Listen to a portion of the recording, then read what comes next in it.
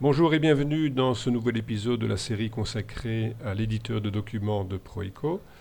Nous en sommes au 5e épisode et dans cet épisode je vais aborder avec vous l'insertion d'un pied de page comparé à un bas de page. Nous verrons que la distinction est importante et par la même occasion je vais vous toucher un mot des transformations. Voilà, nous nous retrouvons donc dans un document Proico dans lequel j'ai déjà inséré une en-tête, ça on en a déjà parlé précédemment. Pour l'exemple du document, j'ai au préalable sélectionné un groupe élèves pour pouvoir tester mes résultats par la suite. Donc j'ai ma bande principale, évidemment, j'ai déjà au préalable viré la couche RTF comme on le fait lorsqu'on crée un document. Et ici, je vais donc insérer un pied de page pour commencer. Donc, je vais sur mon gestionnaire de bande et je clique sur pied de page. Et vous voyez que j'ai mon pied de page qui vient s'insérer ici. Pour les besoins de l'exemple, je vais dans un premier temps venir mettre ici le nom de l'élève. C'est important pour la comparaison par la suite. Donc, juste ça. Et dans mon pied de page, je vais simplement venir rajouter, en guise de rappel en somme, le nom de l'école. Donc c'est en somme une donnée globale qui est valable pour tous les élèves, qui ne change pas en fonction des élèves. Voilà, je referme ceci, je referme. Et je vais voir ce que ça donne.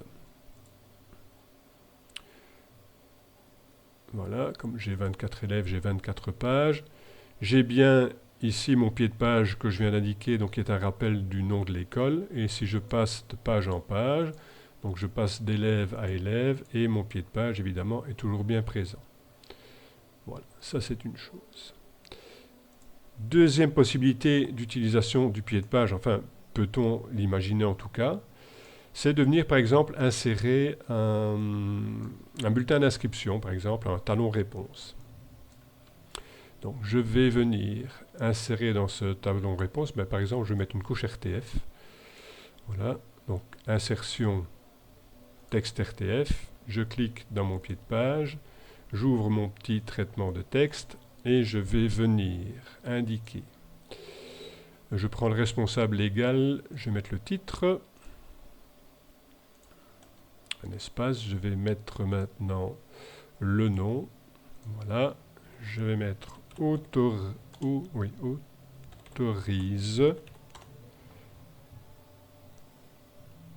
Alors,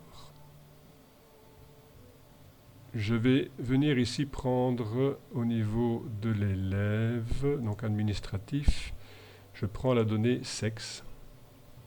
Et quand vous sélectionnez une donnée, vous avez toujours ici, la plupart du temps, sur le côté ici, une colonne transformation. Ça, c'est vraiment un truc, je vais dire, super génial, parce que vous pouvez, à partir d'une donnée, en faire afficher, la faire afficher, oui, mais de manière un peu différente. Donc ici, autorise, suivant que c'est une fille ou un garçon, ce sera ma fille ou mon fils. Donc je coche transformation et je viens ici sélectionner la transformation 14, maman. Je fais OK. Je reviens dans mes données, je reprends la même donnée, donc sexe, je reviens dans transformation et je vais prendre ici fille, fils avec minuscule. Voilà. Je vais maintenant venir indiquer le prénom de l'élève et son nom. Voilà, et puis etc.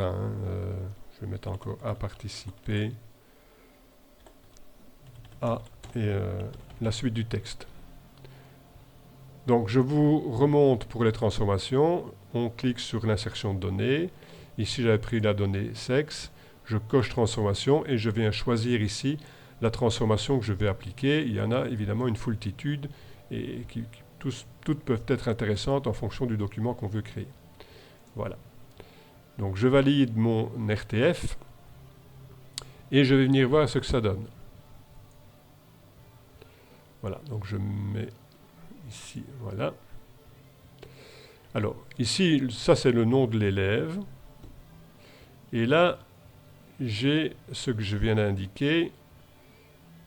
Monsieur et Madame Buchinson autorisent mon fils, Jean Buchinson, à participer à. Donc il y a une incohérence entre la donnée que j'ai ici et celle que j'ai là. Pourquoi?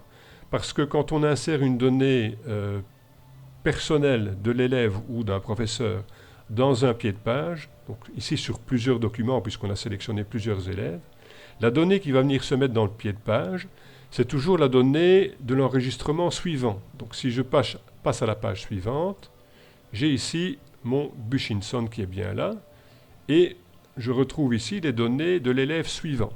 Donc ça veut dire que pour créer ce genre de choses, un talon réponse, l'utilisation du pied de page, évidemment, n'est pas du tout adaptée. Donc c'est ça que je voulais vous montrer ici, que ça ne fonctionne pas du tout avec un pied de page. Donc il faut utiliser autre chose, et c'est là qu'on va revenir sur l'utilisation à ce moment-là du bas de page. Donc voilà, j'ai supprimé mon pied de page. Bon, je le supprime, pardon, je croyais que j'avais supprimé, mais non. Je le supprime, voilà. Et à la place, je vais venir maintenant insérer un bas de page. Voilà.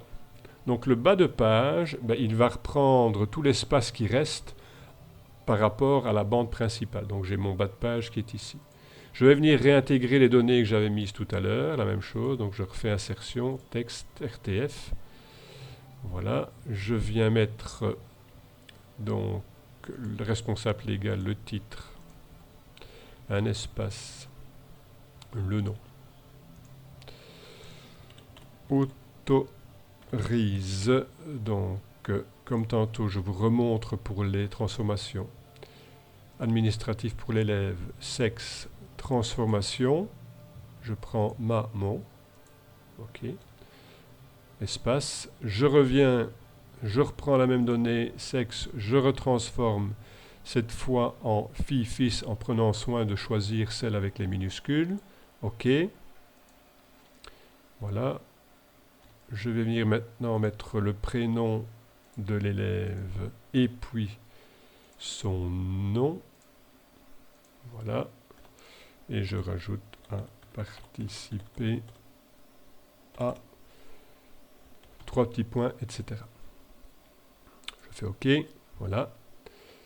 Si je vais voir maintenant ce que ça donne, OK, donc ici, j'ai le nom de l'élève et maintenant la donnée que j'ai ici correspond bien au bon élève. Donc voilà.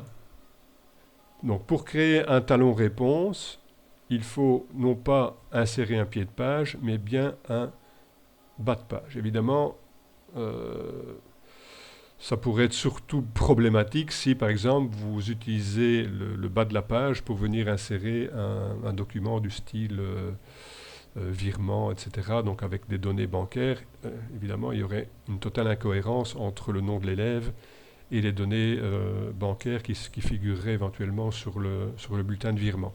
Donc bien faire attention en fonction de la donnée que vous indiquez dans votre pied de page. Bon, ici, pour des données vraiment spécifiques à l'élève, liées à l'élève, il ne faut pas utiliser le pied de page, mais bien le bas de page. Voilà. Autre chose, vous constatez que ici, il y a aussi un petit problème, puisque j'ai sélectionné le responsable.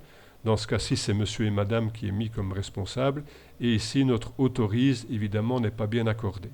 Donc, il faudra trouver une astuce pour que le verbe soit accordé correctement avec son sujet.